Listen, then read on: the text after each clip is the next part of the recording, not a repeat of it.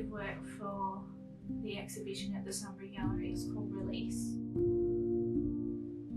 I often name the works in relation to the mental state that I was in when creating them. So they kind of embody that. They sometimes factor in the form of the artwork as well. So for example, in the show at the Sunbury Gallery, I have a work called Purge,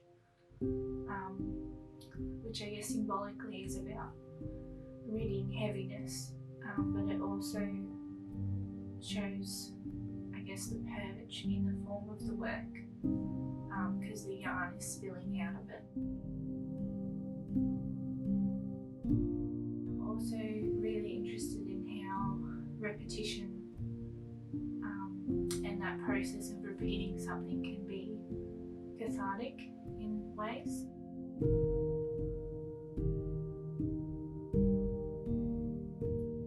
So I began a Bachelor of Design Arts, specialising in visual art. During the Bachelor, I discovered working with wool and yarn, and I created different sculptures using pom-poms that I made. With those pom-poms, I then made a large-scale installation. They travelled all up a wall, and that kind of sparked an interest for me in installation art. So from there, over the years, I've kept working with fibre, and it's developed into suspended sculptures and covering things in pom-poms. But this year it's changed again. Earlier this year I took a short workshop in tapestry, like an introduction to tapestry, and the techniques that I learnt there have kind of found their way and translated into the work that I've been making for Release. And now I would call a lot of these works weavings rather than sculptures or installations. Recently I've also started to revisit drawing.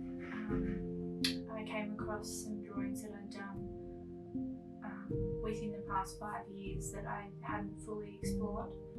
So I wanted to expand on those, and that has kind of resulted in this repetitive motif that I've made a lot of different works that have begun to fall into a series format with this same motif. So they're both colourful and monotone artworks, and I framed some of them for this show, as well as keeping some of them unframed so they have more of a